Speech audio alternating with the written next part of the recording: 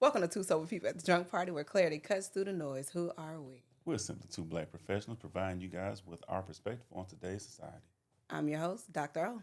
I'm also your host, Saeed. And just think of us as two black professionals bringing it to you raw, uncut. I'm your friendly neighborhood homeboy who's going to give it to you straight, no chase, full of the truth, Unapologetically. unequivocally, That part. all the way. How you doing today, man? I'm great, man. I'm feeling good. So look, before we get into the pleasantries, I just want to say how much of an honor it is to be sitting here next with you, man. Man, look and check you out. You know, we've been rocking together for a long time. We've been in the space together for a really long time. Doing this for a long time. Look, Yeah. man, I'm too black to be blushing and shit.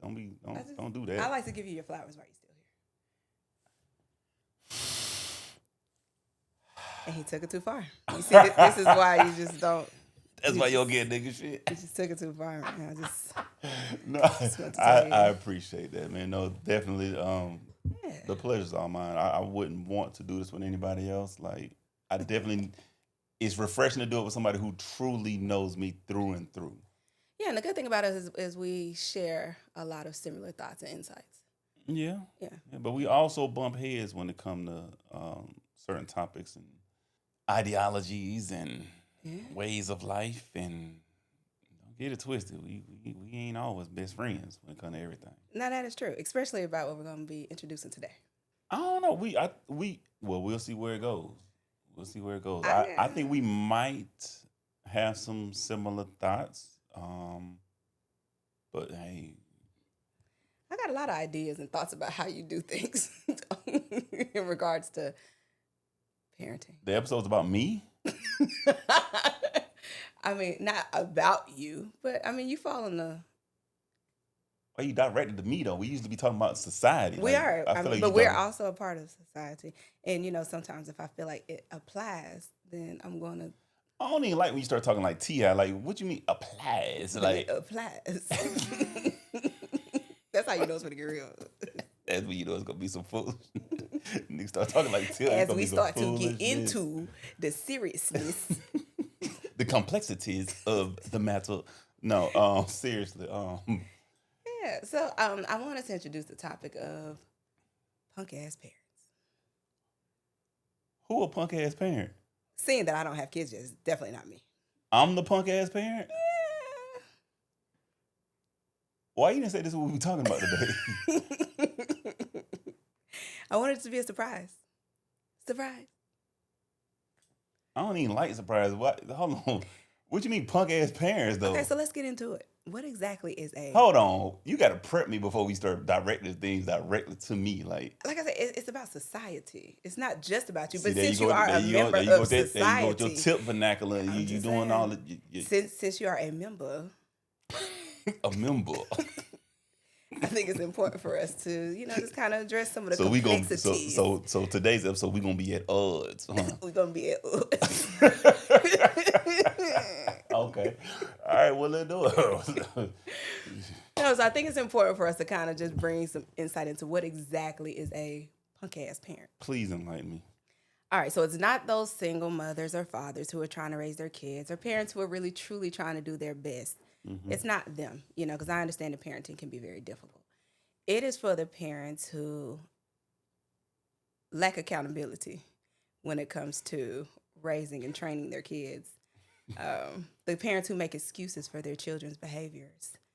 You know, the parents who are not able to hold their kids to a certain standard, who blames the teachers, the therapists, and society for their children's outcomes. Are you talking about society or are you talking about me? What the hell was that? I'm talking about all things inclusive. I don't. Okay. Because we typically do. We bump heads when we talk about nephew a lot. I'm gonna be quiet. You know, when we talk about nephew, you know. Okay. Go ahead. You know, and then and not just my nephew. He's an amazing kid, by the way. But it's hard for parents to kind of hold their children to a standard nowadays, which is why we see a lot of YNs and YBs. My son's not a YN. Yeah. Depending on how the rest of this episode goes. And for y'all who don't know what a YB is, young bitches. Okay, we know what YNs are. Just saying. All right, let's keep it moving. So, what are your ideas about punk ass parenting? Okay, you're going to have to elaborate because I'm already not following you. I'm not a punk ass parent. I hold my child accountable. Why, you're really taking this like to heart right now. You're I'm personalizing trying to see this. where you're going with this. You're Like, personalizing. Okay, so when I can't hold on. I can't help but personalize when you looking at me and I'm sitting next to you, you I using mean, these your dialect change when you start talking to me and you stretching certain words and punk ass parenting. yeah, we're gonna be at odds today. No, and like I said, it's not just you. You know, when we think about the youth and how things are. Okay, let me be more specific. I'm not generalizing. No. I'm not specifically saying you. Hmm. I will say millennials. I think that our generation of parents, we're pretty soft. I would agree with you. Yeah, I think that we're pretty soft. And when I say like we don't necessarily hold our kids accountable, that's why we see a lot more behavior issues in society as well as in school, as well as how young kids may interact with adults. That's what I mean. Okay, Yeah. I'm with you. See? I'm And definitely I with think you. you work in the school system, so you I do see work in that the a school lot. system. You see how parents, you know, Parents are very lax with their children and okay, so I see where you're going because I do thank you. see working in the school system. I definitely see a lot of parents do justify their children's behavior. Thank you. They do make excuses for why their child do what they do or why they're unable to do what they need to do. Mm-hmm. And we're not talking about academically. We're talking about behaviorally, Yes. socially. Mm-hmm. So I do agree with you in that aspect. Yes, What was so hard about that? because you called me a punk ass parent off the rip, like I kind of went straight for it, huh? you did. And you know what? Now I see what you I see that's slick. You like I did that? You pulled it out your therapy bag Damn. because what you did was Yes. you threw the topic at me directly Mm. without disarming me, which is what happened with a lot of parents. A lot of parents instantly go into defense mode about their children. And there you were, punk ass parent. And I was manipulated. That's what I was. See how you're evading responsibility and accountability. Anyway, I mean, move that's fine. forward. Yeah. Like I said, it wasn't towards you. Maybe a hit dog.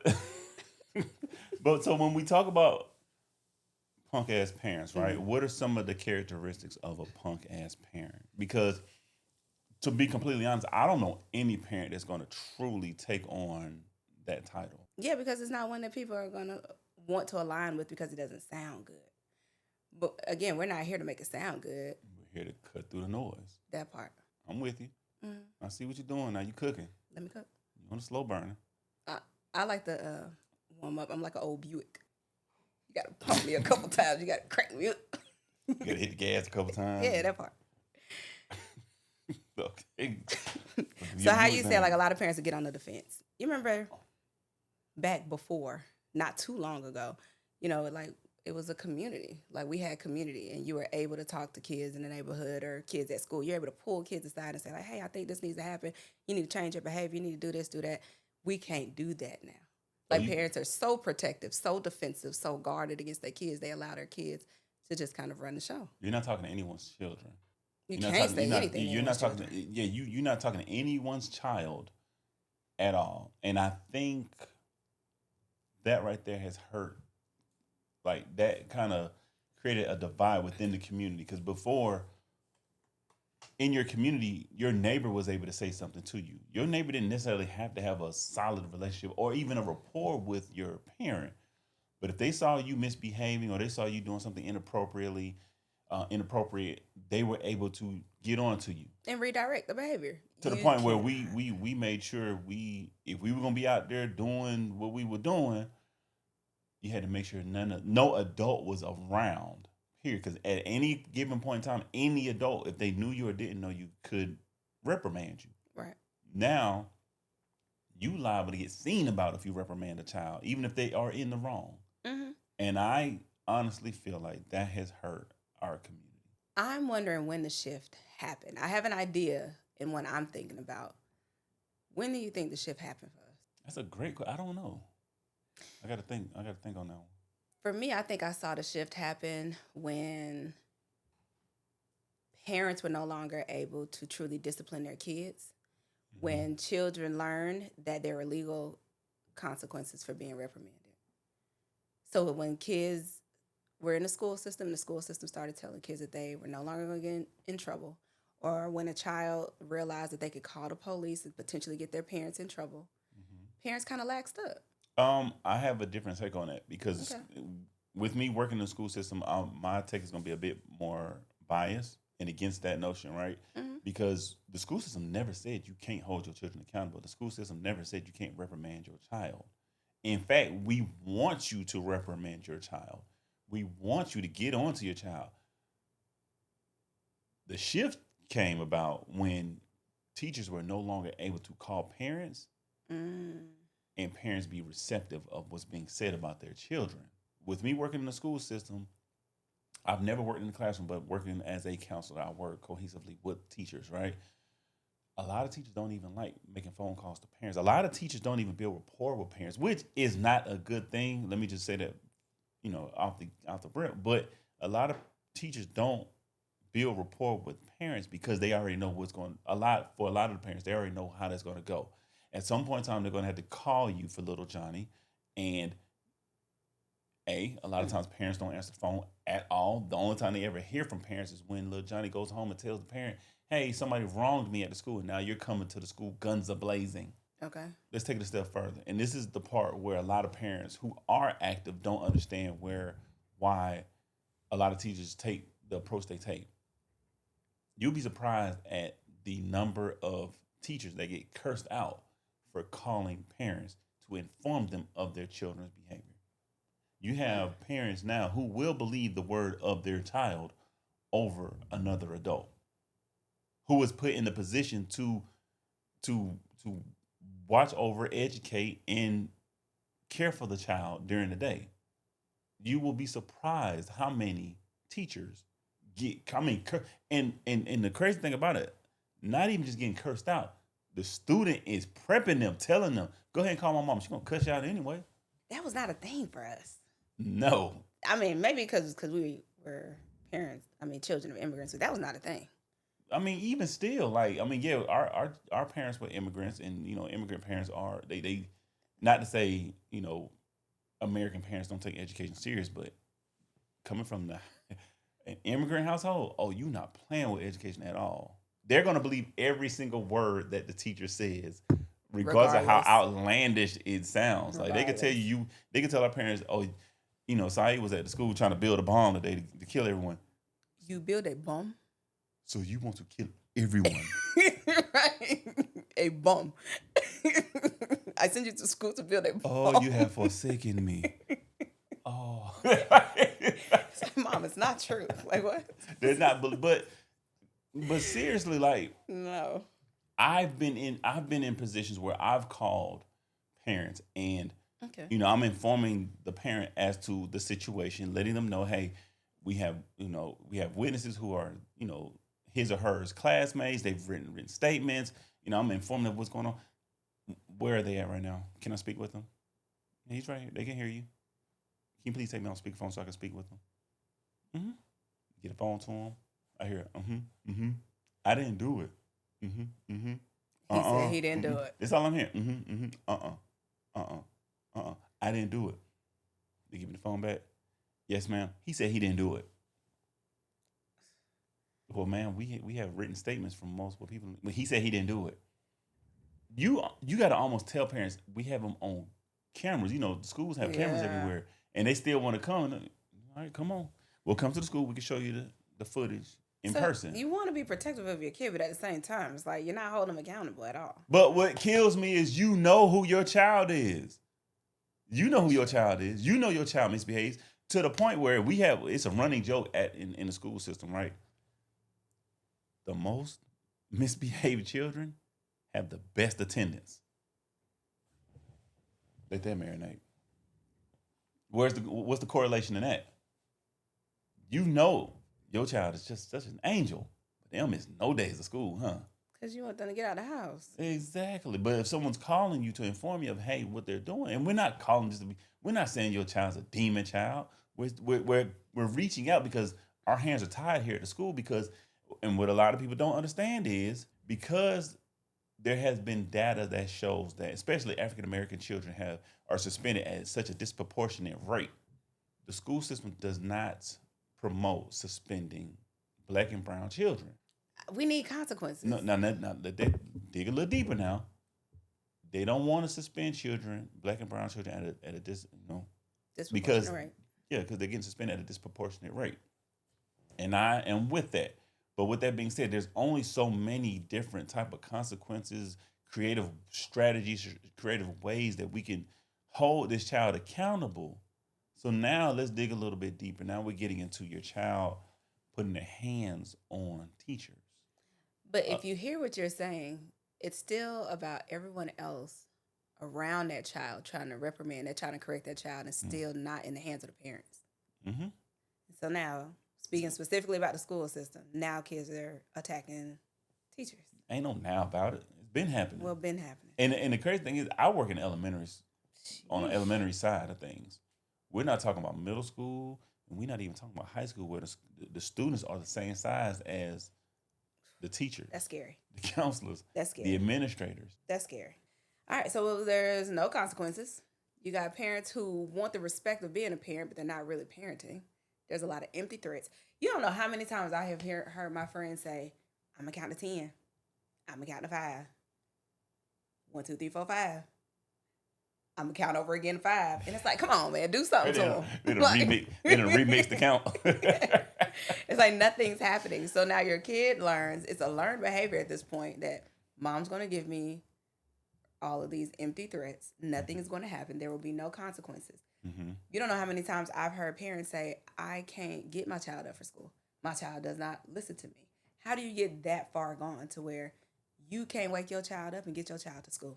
Or I'm not gonna battle with them as far as what they want to wear to school.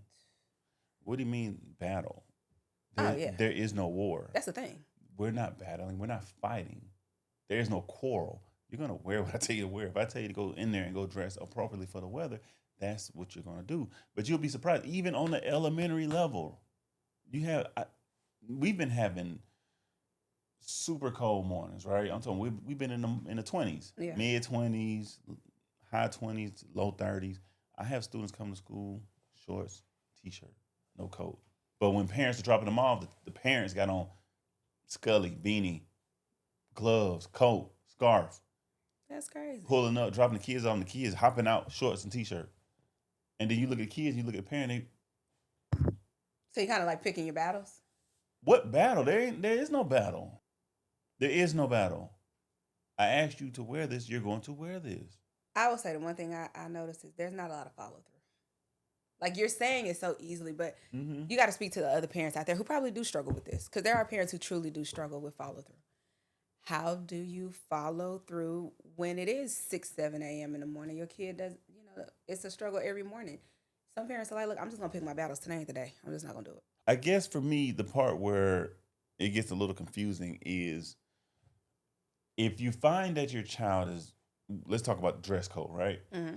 You find that your son or your daughter is not dressing appropriately for the weather, right? If they're not adhering to you asking them, first it starts off with asking.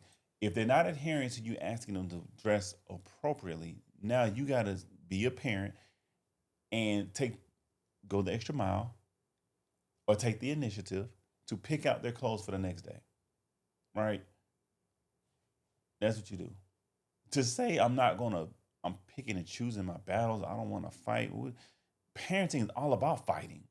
Parenting is all about fighting. And you really have to come to grips with, if you truly are an authoritative parent, your child's not going to like you all of their life. There's definitely going to be a period in their lives where they don't like you at all. And you might not like them. So from what I gather, though, you got to instill this early. Because if you try to do this as your child gets older, like preteens and teenagers, like it's far gone at that point. A lot of parents are taking the more gentle approach when it comes to actually like addressing matters. Do you believe in gentle parenting? Who? Do you believe in gentle parenting? I'm Nigerian. No. I believe in gentle parenting. There's nothing gentle about being a Nigerian. I believe in gentle parenting. How? I believe that you allow your children to explore the world to the best of their ability and allow them to come up with their own I'm telling mommy. perceptions of the world. I'm telling mommy. Call my mama. What's she gonna There's do? no way in the world you truly believe what you just said. I believe in gentle parenting. You can gentle parent with your child if your child is adhering to what you're asking them to do. Now, the problem with gentle parenting is at some point in time, the child is going to buck and they're going to test the limits. They're going to limit test. And they might even be a habitual limit tester. So then what? Then what do? You're going to still be gentle? What does gentle parenting look like when you're asking your child to do certain things? It's the way that you convey it. Do tell. Okay, so do you even know where gentle parenting came from? I could care less. Oh, wow. Okay. Well, from my understanding, it came from individuals who in the previous generations who experienced trauma as a result of their parenting and how their parents parented them. Okay. And so we decided to go so far against our previous experiences, and we said, you know what, we're not going to parent with such an iron fist or with corporal punishment. Now what we're going to do is we're going to gently parent our children and show them a different way of parenting. So we just introduced a different parenting style based off of our own previous traumas, essentially. Right. And to an extent, so now I'm not going to yell at my kids. I'm not going to curse at my children. I'm going to give them the freedom to, have their own identity, their own thoughts. Mm-hmm. Like when you go to, I hate it too. When I go to like a fast food or something, and you got your kids sitting here picking out what they want, it's like, man, if you don't just order for that little person, but. No, because you want your child to have free autonomy or free will. That's not what you want to call them. I didn't, but I can't call them kids that. But that's where gentle parenting came from. Essentially, it's like we wanted to be so different from our upbringing and our, how we were parented. We developed gentle parenting. And I'm being honest with you, to an extent, I agree with it, right? There are certain things, certain approaches that our parents just didn't do a good job with based on what they knew parenting looked like. Yeah. I think we are a better version of what our parents are already, right? Without having to take the extra step of being gentle.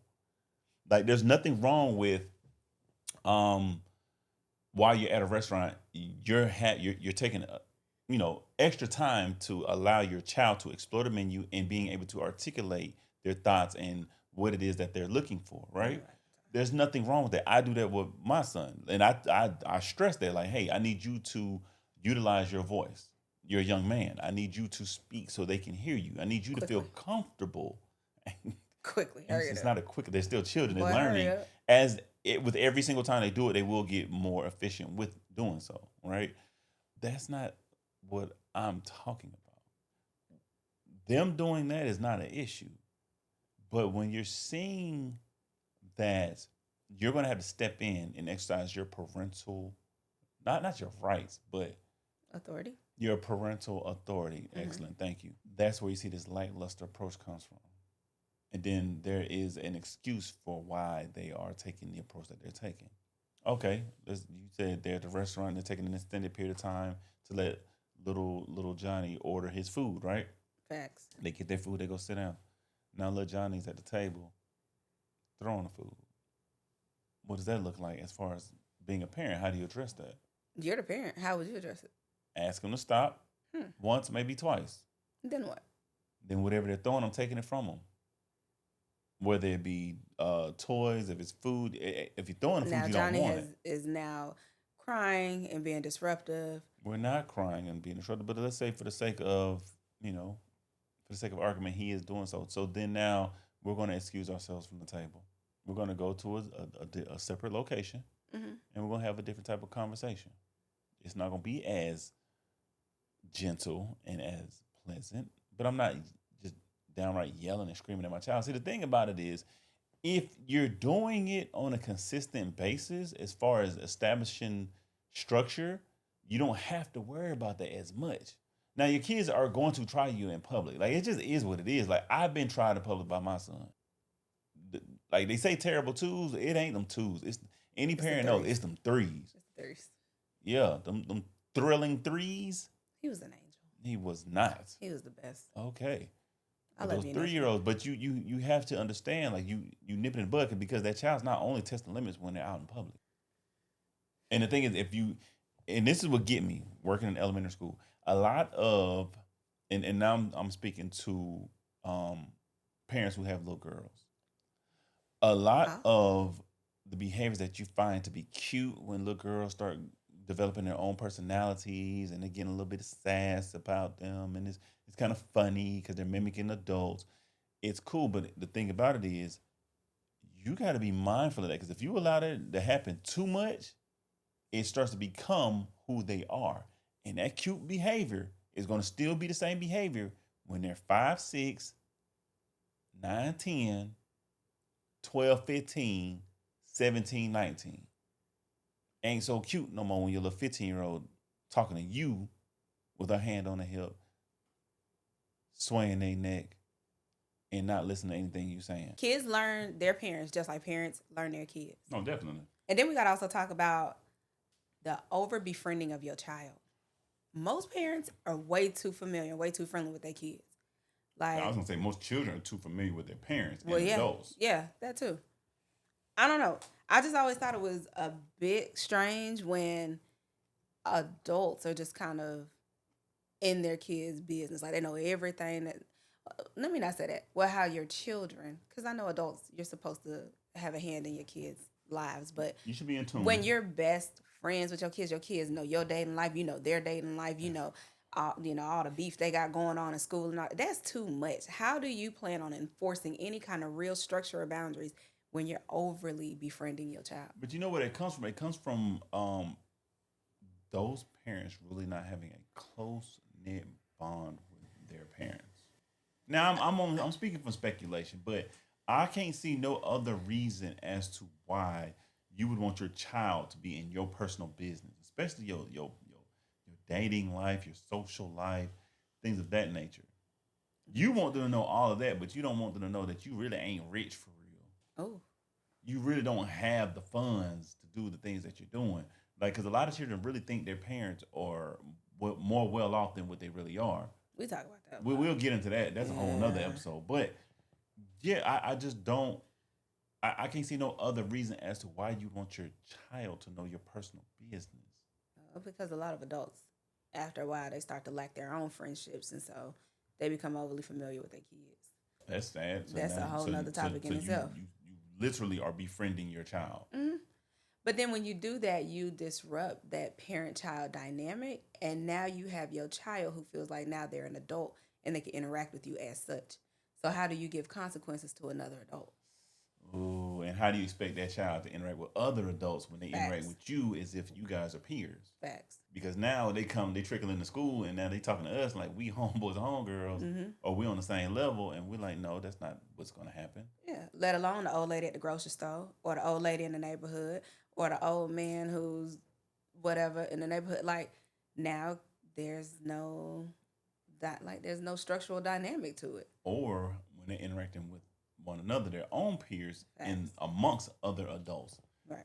Like now with Hassan playing basketball, I go to his basketball games. He's in middle school now playing basketball, so I go to his games, and it still catches me off guard when there are a group of middle schoolers talking amongst themselves. And I get it. I was in middle school too. We did our thing, but we were mindful of adults being around us. Kids nowadays are not mindful. I don't think they care about being mindful. The way they interact with each other, cursing and things of that nature, and I get it. They're gonna curse, but we were mindful that there are adults right here. Let me not go too crazy with Right. the, what I'm saying, with the profanity. They don't care. You know what always gets me is when I hear kids and parents both like in exchanging dialogue and they're both calling each other bruh. I hate that. That chaps my ass. So you as a parent, you're calling your kid bruh or gang, and now your kid's calling you gang and bruh. Like that's crazy. I'm laughing, but it's That's hey, that's you crazy. know what? You have your own unique relationship with your children, right? But you have to think about what does that relationship look like when it's time to actually be a parent And and enforce some hold them boundaries. enforce boundaries and hold them accountable. Because if you're calling your kids bruh and you're interacting like y'all peers, when it's time for you to be the parent and oversee what they're doing, now they bucking back, and you don't understand why they bucking back. But y'all peers, Yeah, y'all friends. y'all peers in a sense. They talking to you like, and if your children can if they can handle that type of interaction, that one on one, and still maintain appropriate behavior, cool. That's what's up. But it's when you have Mm-mm. you have kids, and it's time to instill a level of structure in them. And a lot of times you will be surprised how by the time a lot of students get to about fourth, fifth grade, and they're misbehaving, how many parents I've said who've come to me and say, "Counselor, oh, I don't know what to do with them. Facts. I don't know what to do with them." And I'm looking, I have, as a counselor, I have to, provide them with different strategies, and maybe even um, outsource them to different resources that they can potentially tap into and utilize. But deep down, I'm like, that's sad because you haven't seen nothing yet. Fourth and fifth grade, You they don't know what to do with them. you've tapped out in fourth, fifth grade and don't know what to do with your fourth, fifth grade. They ain't even gotten to middle school yet, where their peer group has more influence on them than you do. You haven't even seen them in high school yet, and you've already done this. So then, what does this do to the kids? Truly, like, what damage does this impart onto the children? I don't truly know what damage it does, outside of them not really viewing adults as authority figures. I would imagine it creates a sense of entitlement. Definitely. So now they feel like they're on the level of the adult, and that they have or are entitled to say what they want, how they Hmm. want, free of any kind of concern or thought. And how dare you say anything to me when my Facts. parents don't say nothing to me? Facts. Um, a lack of structure, lack of discipline. These are the things that I would just assume happens, and we're seeing this. Like kids, everybody knows. Well, a lot of people know kids strive on structure, regardless of if they say that they want it or not. They really do thrive Kids, on structure. kids truly respect structure, Yeah, and that's the part that a lot of parents who take the gentle approach towards them, they don't want to really truly acknowledge that.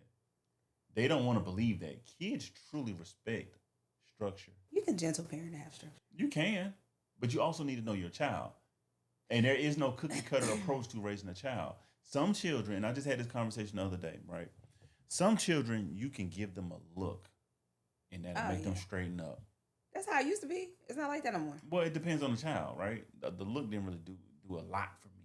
Some children, you can scold them, verbally scold them, and that tighten them up.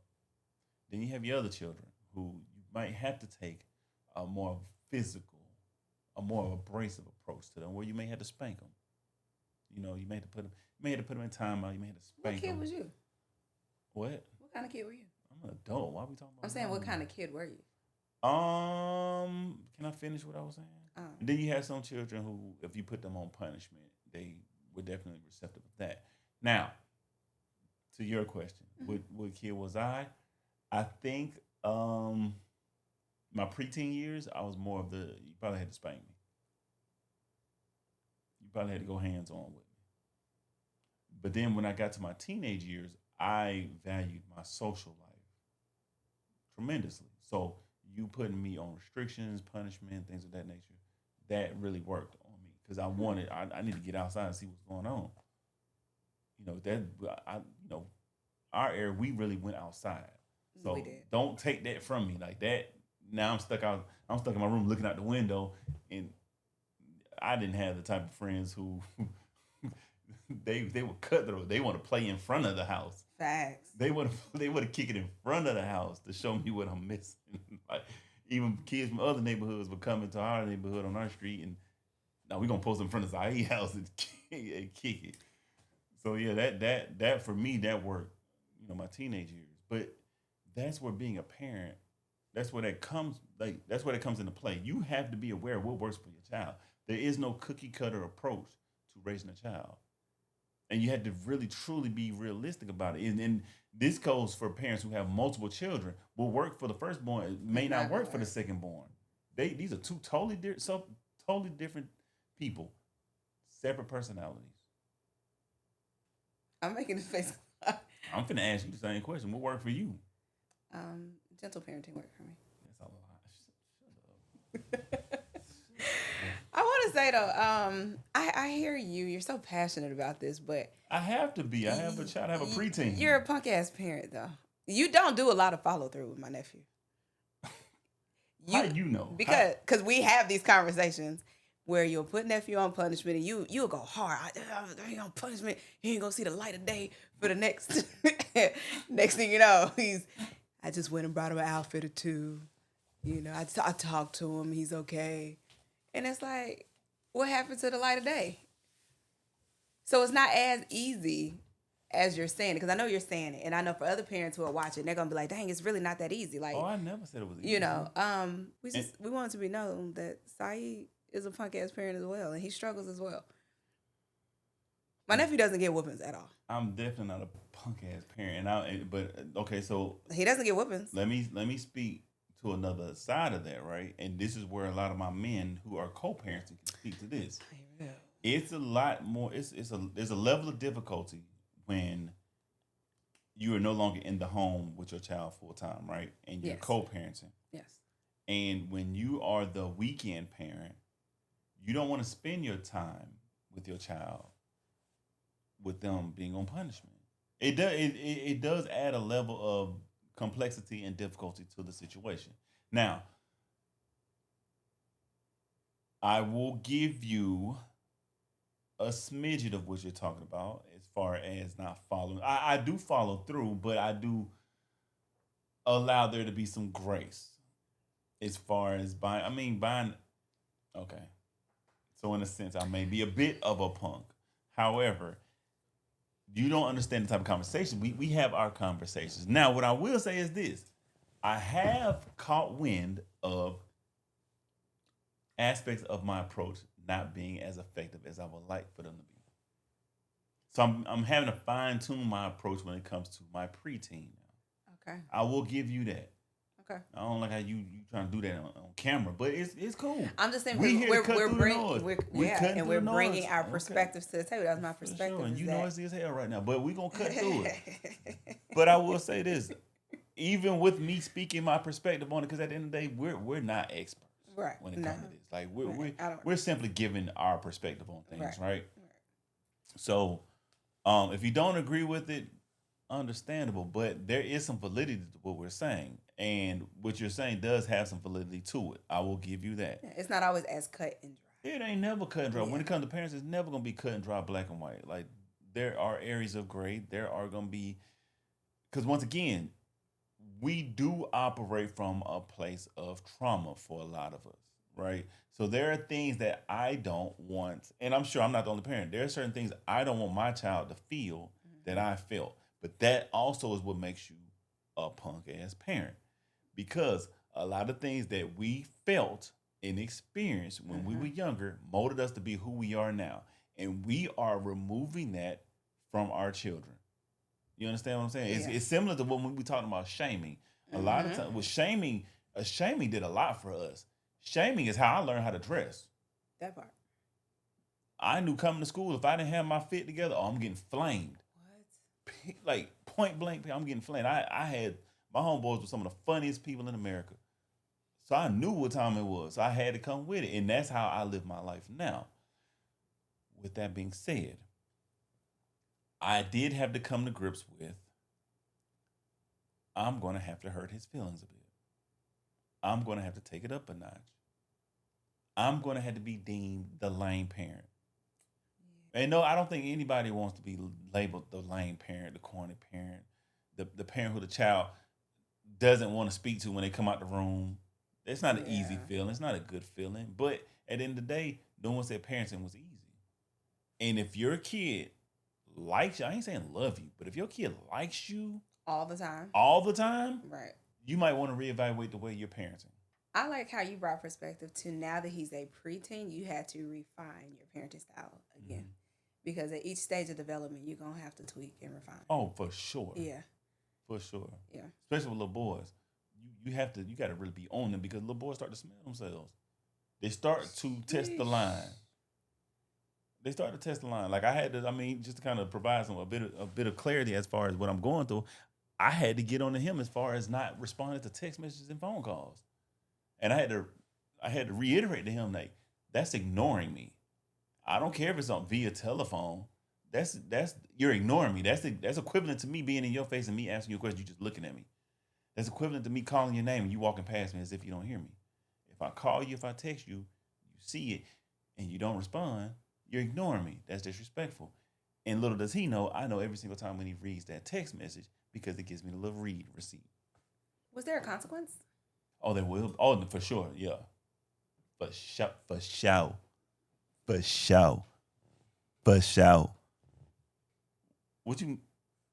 How you ask me a question? You doing your face like that? We go through this every other week. He will never see the light of day. Shut up. I don't even talk like that. He will not watch TV for the rest of the month. Nephew be there with his feet kicked up, bowl of snacks, watching TV. That's cap. He's not even allowed to eat in his room. But I feel maybe exaggerating. But I will say this though. Once again, we don't want our children to feel what we feel. I had one of those parents who would. It was like, but it's like you going to prison with no eligibility or parole. Like you be on punishment forever. Like I don't want him to feel like that. But at the same time, I will honestly say this: having a parent like that kept me out of prison. That part. I can honestly say that. And anybody who grew up with me in high school, they know exactly what I'm talking about. It's by God's grace, during a specific point in time in life, I was on one of those lock up with no eligibility or parole moments. And I wasn't in a neighborhood that I was always in when I had free time. And something had happened. And a lot of those boys went to prison. So, you know, you do as a parent, it's difficult. It's never easy, but you have to look at the big picture. Your kid's not supposed to like you all the time. Your kid's supposed to respect you. It's a big difference. And if a lot of parents who are mistaken respect and like, those words are not interchangeable. Mm-hmm. And if you don't understand the difference between the two, you might be one of them punk ass parents that we talk about. You remember how we used to ask to get off punishment? We'll stand by the window. We'll go stand by the window with our shoes on. Face. And we wouldn't even say no. We just stand there. We have our shoes on. We just look outside. Just looking out the window for the 20 minutes at a time. Until they get tired of looking at the window. They'll be like, go outside. Go outside. Yes. You go running down the street. What y'all doing? What y'all doing? But no, I do want to talk about this though.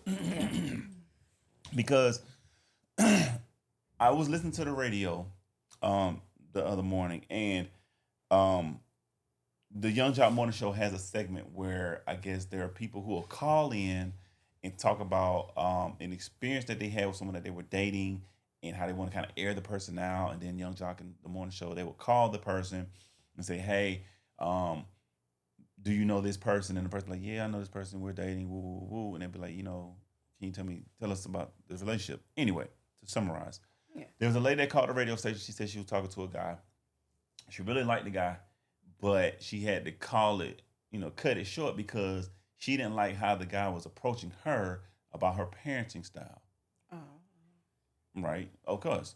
Naturally, people, they want to know more about the situation. So they called the guy, and he instantly he spoke very highly of the lady. He said, yeah, they was like, so what's the status of your relationship? He said, honestly, I really don't know. I would like to continue talking to her, but I think I pissed her off. I tried to provide her with some advice as far as how she was handling a situation with her child. Ooh. The situation with the child was she has an overweight child. The child is like, I think she said 7 or 9. He was trying to basically tell her, hey, the way your child overindulges in snacks and junk food, and she's overweight now, and you're pretty much not helping her by continuously buying them snacks and junk food. I think any parent would probably be hypersensitive about something like that, right? So definitely. They informed the guy, hey, she's on the line, she can hear you. So immediately she goes to attacking them. And then they chime in and say, well, okay, well, how much does the child weigh? They said the child weighed over 300 pounds. Whoa. At 7 or 9? 7 or 9. I can't remember which age. Yeah. And everybody's like, whoa. Yeah. And they had to apologize because, their reaction. Right.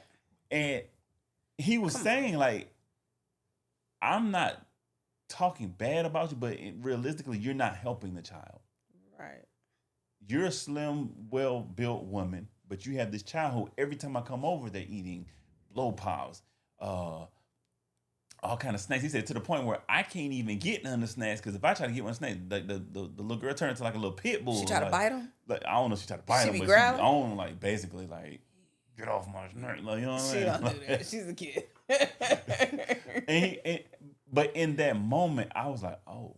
But how do you tell a person how to parent their kid? What do you mean? If you and I are involved, I feel like there is a level of acknowledgement, right?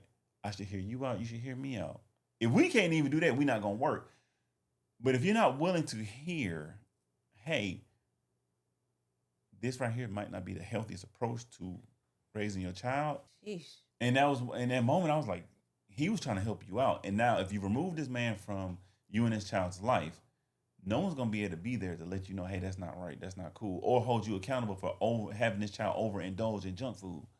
You're literally sending that child to an early grade. You're literally setting that child up to have all kind of diseases, heart conditions. Yeah, that's tough. Issues that come with being obese, like. And it's like if someone who you care for, you like, or maybe even love, can't tell you, hey, this is not a good approach to. And you can't just use that. It's my child. You can't tell me what to do. Right. You can't use that as an excuse because you're not doing the right thing. Your child shouldn't be that big at that age. It goes back to that defensiveness that we initially talked about. Like you get defensive. But what are you defensive about? I don't think it's a matter of you being defensive about your child. I think you feel slighted about you. Yeah. It ain't even about the child no more. I think it's hard for any parent to hear that there is something wrong with their kid. And so naturally you do go on the defense. But I don't think he was telling her. Of course, the obvious is the size of the child, but he was telling her about her approach to the child. That's where emotional maturity comes into play. I agree. You got to be mature to be able to handle stuff like that. I agree. And I think even just across the board, when parenting, there has to be a level of emotional maturity on the adult's behalf to be able to truly instill that type of structure and need for a child. So, like, we're not getting on, on parents. Like, I joke about punk-ass parents all the time. But there's an impact on the kids. And like you just mentioned, something like that, that kid is being impacted by the lack of structural parenting. I agree. Yeah.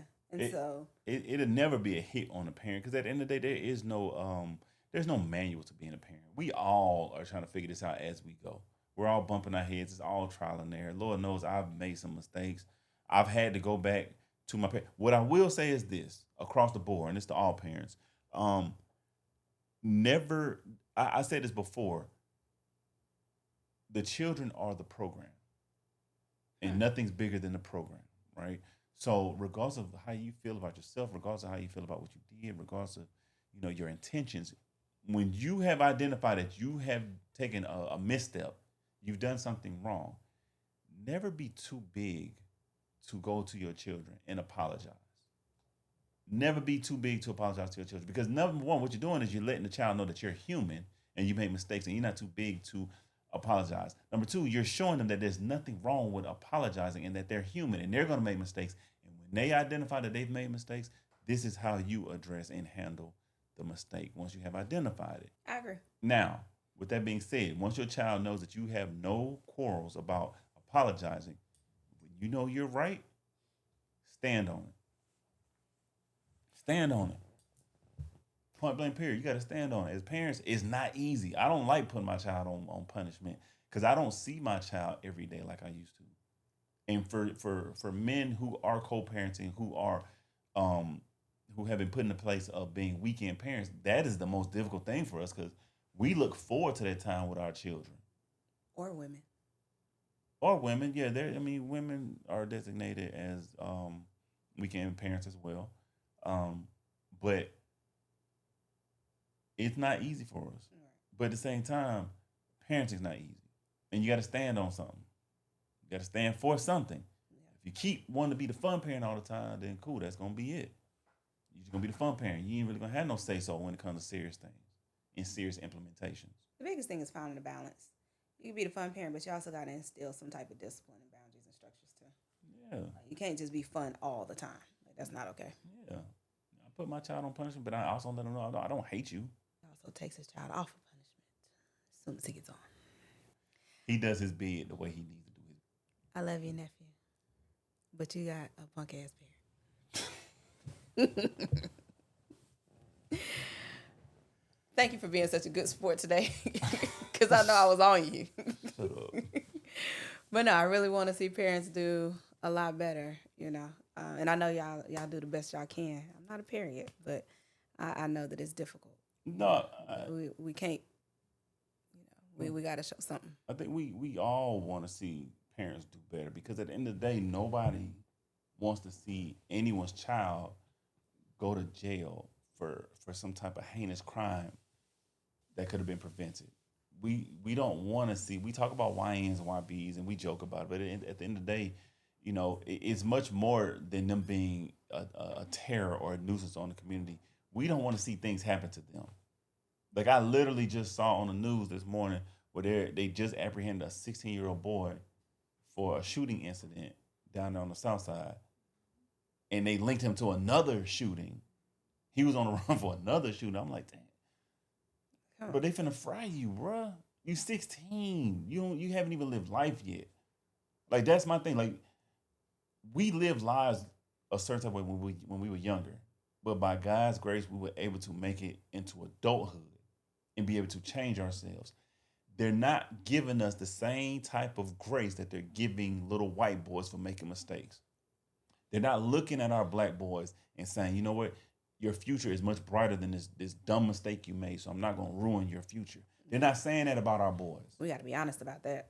And far too many times do we get to that point, and now we're heartbroken because little Johnny now got to go do 30 years and he ain't but 17. Or little Johnny done caught a body and he finna go forever. They don't understand what comes with it. They don't understand that the majority of your family members gonna die while you in there. You ain't gonna get to see them get buried. Everybody who you know, all your classmates, all your peers, all your friends are gonna move on and forget about you. By the time you come out, this world gonna change so much. It's gonna frighten you. A lot of these boys going in and finna do life, and they ain't even experienced the touch of a woman. This is the things you need to think about as a parent when you want to take a gentle approach. Or these are the things you need to think about when that teacher's calling you to tell you, hey, this is what we're experiencing from little Johnny at school. Do you mind helping us? We not coming, like, and I'm going to say this myself. I have to call parents as well. We're not calling just to berate you about your parenting style. We're not pointing fingers at you and saying it's your fault. We're saying, hey, we are exercising everything we can exercise here, but we're running out of options. We need you to assist us. And I tell parents this right here, especially being on the elementary level, a lot of the behaviors that we experience at the schools are behaviors that you haven't seen yet. But once them kids get to middle school, they no longer only display those behaviors in school. They start to flip it and display them in the home. So, with that being said, we want to make sure all parents understand we're not here to judge you, point fingers at you, blame you, berate you, scold you. We just want you guys to make sure your children are able to make it to become adults so they can sit back and reminisce on some of the choices they made and say, you know what? I'm glad I made it past that era and I'm here now. Because a lot of my friends who I grew up with who are no longer here who are able to say that. I got homeboys who are not able to say their actions and their decision making didn't affect their lives today. Well said. You just gonna run out the clock. You had a lot to say today. I saw the clock going. I was like, I gotta get this in. I'm your co-host, Doctor. Damn, I'm not your co-host. Not a co-host, nigga. You a host. I forgot. Take 3.